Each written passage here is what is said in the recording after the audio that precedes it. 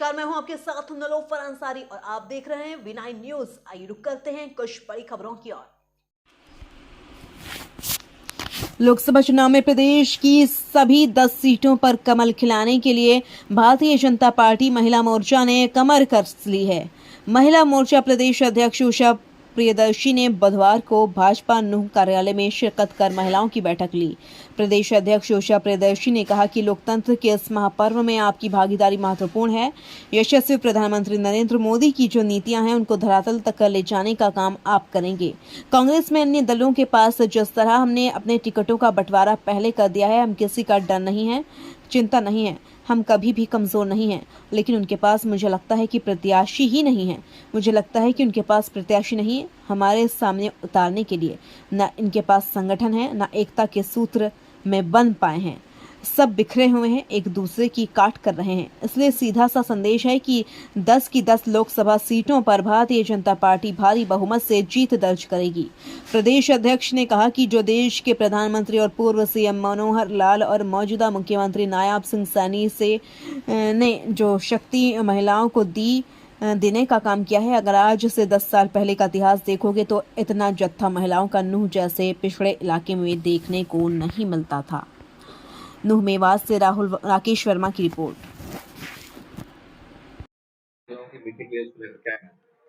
देखिए, सबसे पहले तो आप छायाकार पत्रकार बंधुओं की तरफ को मैं बहुत बहुत धन्यवाद और आभार प्रकट करती हूँ कि लोकतंत्र के इस महापर्व में आपकी भागीदारी बहुत अहम है और यशस्वी देश के प्रधानमंत्री नरेंद्र भाई मोदी जी की जो नीतियां हैं उनको आप लोग नीचे धरातल तक इन कार्यकर्ताओं का सहयोग करके ले जाने का काम करते हैं।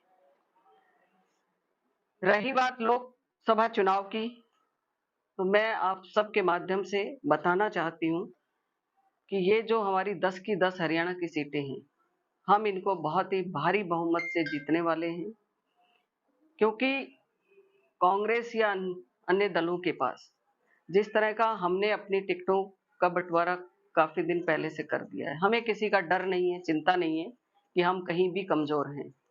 लेकिन इनके पास मुझे लगता है प्रत्याशी ही नहीं है हमारे सामने खड़ा करने के लिए। यही कारण है, ना इनके पास संगठन है, ना अभी तक ये एकता के सूत्र में बंध चुक पाए हैं।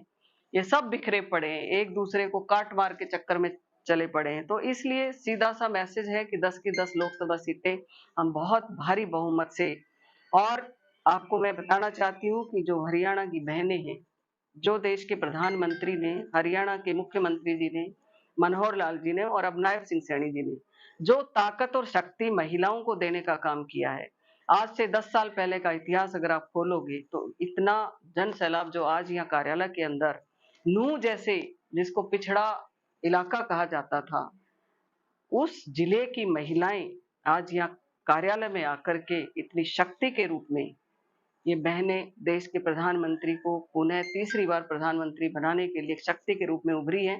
तो निश्चित तौर पर सीधा मैसेज है कि कोई नहीं टक्कर में है ही नहीं।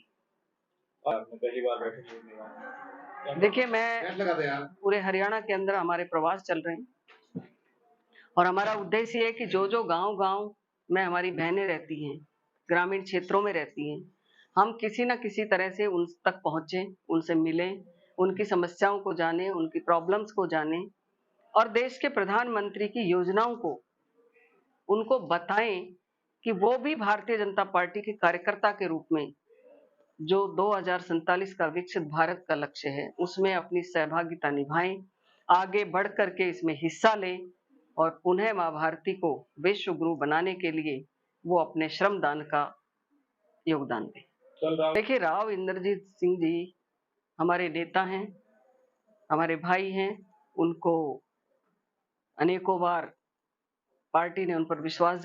महिला मोर्चा की प्रदेश अध्यक्ष आई थी कार्यालय पर बैठक।